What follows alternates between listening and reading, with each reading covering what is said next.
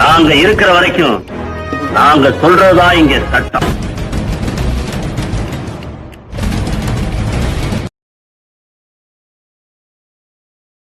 சட்டமைய உறவுகளுக்கு எனது அன்பார்ந்த வணக்கங்கள்.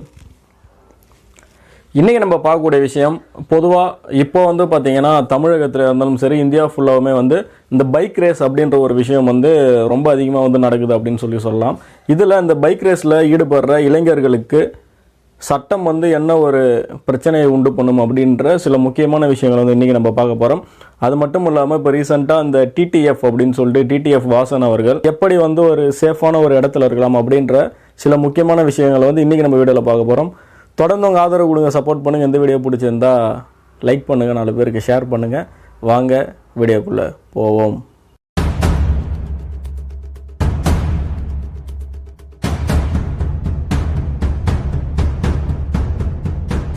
முதல் விஷயம் என்னென்னா, சென்னையில் சில நாட்களுக்கு முன்னாடி உயர்நீதிமன்றம் ஒரு கண்டிஷன் ஒன்று கொடுத்துருந்தது. அதாவது பைக் ரேஸில் ஈடுபட்ட இளைஞர் ஸ்டான்லி ஹாஸ்பிட்டலில் காலையில் 8 மணிலேருந்து மதியம் 12 மணி வரைக்கும் அங்கே இருக்க அந்த ட்ராமா கேரில் உதவி செய்யணும் அப்படின்னு சொல்லியிருக்காங்க. 30 நாட்கள் அவர் அங்கே வேலை செய்யணும். அது மட்டும் இல்லாமல் அங்கே இருக்க அந்த வேலை செஞ்சு முடிச்சதுக்கப்புறமா அதற்கான ரிப்போர்ட்டை மறுபடியும் நீதிமன்றத்தில் சமர்ப்பிக்கணும் அப்படின்னு சொல்லிட்டு ஒரு உத்தரவு ஒன்று போட்டிருந்தது. இது எதனால் நடந்தது அப்படின்னு சொல்லி பார்த்தோம்னா, 2 பைக்கில் 4 பேர் பார்த்தீங்கன்னா ஸ்டான்லி ஹாஸ்பிட்டல் கிட்ட பைக் ரேஸில் ஈடுபடுறாங்க. அந்த சமயத்தில் ஒரு ஆக்சிடென்ட் நடக்குது. அந்த ஆக்சிடென்ட் நடந்ததை யாரோ ஒரு நபர் பார்த்தீங்கன்னா கம்ப்ளைண்ட் கொடுத்துருக்காங்க. கம்ப்ளைண்ட் கொடுத்ததுக்கு அப்புறம் அதை யார் என்னன்னு விசாரிச்சு பார்க்குறப்போ 2 பைக் அதில் ஈடுபட்டு வழக்கு பதிவு பண்ணுறாங்க. அவங்கள ட்ரேஸ் அவுட் பண்ணி கைதும் பண்ணுறாங்க. கைது பண்ணதுக்கப்புறம் அவருக்கு பெயில் கொடுக்குறப்ப தான் பார்த்தீங்கன்னா இந்த ஒரு கண்டிஷன்ஸை உயர்நீதிமன்றம் சென்னை சொல்லியிருக்கு அப்படின்றத நீங்கள் எல்லாரும் தெரிஞ்சுக்கணும். இது பைக் ரேஸ்ன்றது இப்போ இருக்க காலகட்டத்தில் பயங்கர ஒரு சட்ட பிரச்சனையாக பார்த்தீங்கன்னா மக்களுக்குள்ளே இருக்குது அப்படின்னு சொல்லலாம். பைக் ரேஸில் ஈடுபடுற இளைஞர்கள் உங்களுக்கு எந்தெந்த மாதிரியான பிரச்சனைகள் வரும் அப்படின்றத கண்டிப்பாக நீங்கள் தெரிஞ்சுக்கணும். இந்திய தண்டனை சட்டத்தில் பிரிவு 279 ரேஷ் டிரைவிங் ஆர் ரைடிங் ஆன பப்ளிக் அப்படின்னு சொல்லுவாங்க. என்னன்னா, பொது இடத்துல அஜாக்கிரதையாக வாகனத்தை ஓட்டுறது பார்த்தீங்கன்னா தவறு அப்படின்னு சொல்லி இந்த ஒரு சட்டம் சொல்லுது. இந்த ஒரு பிரிவு சொல்லுது. இந்த ஒரு பிரிவில் ஒரு நபர் ஒரு அஃபென்ஸ் பண்ணுறாரு அப்படின்னா, ஒரு நபர் பைக் ரேஸ் போகிறாரு அப்படின்னா, அதுபோல் செய்கிற நபர்களுக்கு பார்த்தீங்கன்னா 6 மாதம் சிறை, 1000 ரூபாய் அபராதம். அதுபோல் பொது இடத்துல அஜாக்கிரதையாக வாகனத்தை ஓட்டுறது அல்லது ரேஸ் பண்ணுறது பார்த்தீங்கன்னா சட்டவிரோதம் அப்படின்னு சொல்லி இந்த ஒரு பிரிவு சொல்லுது. அதுபோல் பண்ணுற நபர்களுக்கு 6 மாதம் ஜெயிலும் 1000 ரூபாய் ஃபைனும் பண்ணுறதுக்கான வாய்ப்பு இருக்குது. மோட்டார் வாகன சட்டம் பிரிவு 184 இது மாதிரி அஜாக்கிரதையாக வாகனம் ஓட்டுறதுக்கும் ரேஷாக வாகனம் ஓட்டிட்டு போகிறது, ஒரு பப்ளிக் டிஸ்டர்ப் பண்ணுற மாதிரி வாகனம் ஓட்டிட்டு போகிறது எல்லாமே பார்த்தீங்கன்னா சட்டவிரோதம் அப்படின்னு சொல்கிறாங்க.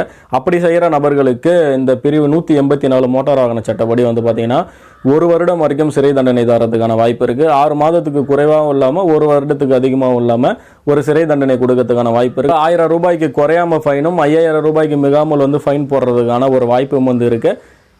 இது ஃபஸ்ட்டு ஒரு கமிஷன் ஆஃப் அஃபென்ஸ். இப்போ பார்த்தீங்கன்னா முதல் தடவை ஒரு நபர் ஒரு குற்றம் பண்ணுறாரு அப்படின்னா, மறுபடியும் இதே குற்றத்தை ஒரு 3 வருடத்துக்குள்ளே திரும்பவும் அந்த நபர் பண்ணுறாரு அப்படின்னா அவருக்கு 2 ஆண்டுகள் வரைக்கும் சிறை தண்டனையும் 10,000 ரூபாய் ஃபைன் போடுறதுக்கான ஒரு சட்ட வழிகள் இருக்குது அப்படின்றத நீங்கள் எல்லாரும் தெரிஞ்சுக்கணும். அதே போல் சின்ன ஒரு விஷயம் என்னன்னா, நீங்கள் ஒரு பைக் ரேஸுக்கும் பைக் ஸ்டண்ட்டுக்கும் உள்ள வித்தியாசம் நிறைய இருக்குது. பைக் ஸ்டண்ட் அப்படின்றது பார்த்தீங்கன்னா அது சட்டவிரோதம் கிடையாது. காரணம் என்னன்னா, யாரும் இல்லாத ஒரு இடத்துல, ஒரு அபண்டனான இடத்துலையோ அல்லது பார்த்தீங்கன்னா ஒரு கேட்டட் கம்யூனிட்டிக்குள்ள அவங்க ஒரு ஸ்டண்ட் பண்ணி பார்க்கறது பார்த்தீங்கன்னா அது ஸ்போர்ட்ஸாக பார்ப்பாங்க இந்தியாவில். இதே ஒரு எப்போ ஒரு ஸ்டண்ட்டுன்றது ஒரு பப்ளிக் என்றைக்கு ஒரு பிரச்சனை வருதோ, என்றைக்கு பப்ளிக் அதனால் பாதிக்கிறாங்களோ, என்றைக்கு பப்ளிக் அதை பார்த்து பயப்படுறாங்களோ, இது பப்ளிக் எப்போ ஒரு எரிச்சல் ஆகிறாங்களோ, இந்த மாதிரி ஒரு சமயத்தில் யாருக்காவது ஒரு நபருக்கு இதனால் ஒரு ஆக்சிடென்ட்டோ அல்லது பார்த்தீங்கன்னா ஒரு பயமோ ஏற்படுது அப்படின்னா அந்த சமயத்தில் இது சட்டவிரோதமாக பார்க்கப்படும் அப்படின்றது நீங்கள் எல்லாரும் தெரிஞ்சுக்கணும். இன்னொரு விஷயம், இது யூடியூப்பில் பார்த்தீங்கன்னா நிறைய பேர் இந்த பைக்கோட விளாக் பண்ணுவாங்க. பைக்கில் வேகமாக போடுறதோ, யூடியூப்பில் நிறைய வீடியோஸ் பைக் ரேஸ் பண்ணுற மாதிரி அல்லது பார்த்தீங்கன்னா பைக்கில் ஸ்டண்ட் பண்ணுற மாதிரி, அதுவும் பொது இடத்துல ஸ்டண்ட் பண்ணுற மாதிரி நிறைய வீடியோஸ்லாம் போட்டாலும் ஒரு ரேஷாக போகிறதெல்லாம் பார்த்தீங்கன்னா வீடியோ எடுத்து போடுறாங்க அப்படின்னா அதை அந்த இடத்துல இருக்கக்கூடிய நபர்கள் யாராவது பார்த்துட்டு அதை ஒரு கம்ப்ளைண்ட் கொடுக்குறாங்க அப்படின்னா அந்த ஒரு கம்ப்ளைண்ட்டை எடுக்கக்கூடாது அப்படின்றதெல்லாம் கிடையாது. அதை எடுத்து வழக்கு பதிவு பண்ணுறதுக்கோ அல்லது அந்த புகார் மீதான நடவடிக்கை எடுக்கிறதுக்கான முழு அதிகாரம் காவல்துறைக்கு இருக்குது அப்படின்றத நீங்கள் எல்லாரும் தெரிஞ்சுக்கணும். ஏன்னா பைக்கில் விளாக் பண்ணுறவங்க எல்லாருமே கொஞ்சம் இந்த மாதிரி ஒரு சட்ட பிரச்சனைகள் உங்களுக்கு வராமல் இருக்கிற மாதிரி வீடியோஸ் பண்ணணும் அப்படின்றத கேட்டுக்கிட்டு மறுபடியும் உங்களை இன்னொரு வீடியோவில் சந்திக்கிறேன். தொடர்ந்து உங்கள் ஆதரவு கொடுங்க, சப்போர்ட் பண்ணுங்கள். இந்த வீடியோ பிடிச்சிருந்தா 4 பேருக்கு ஷேர் பண்ணுங்கள். நன்றி, வணக்கங்கள்.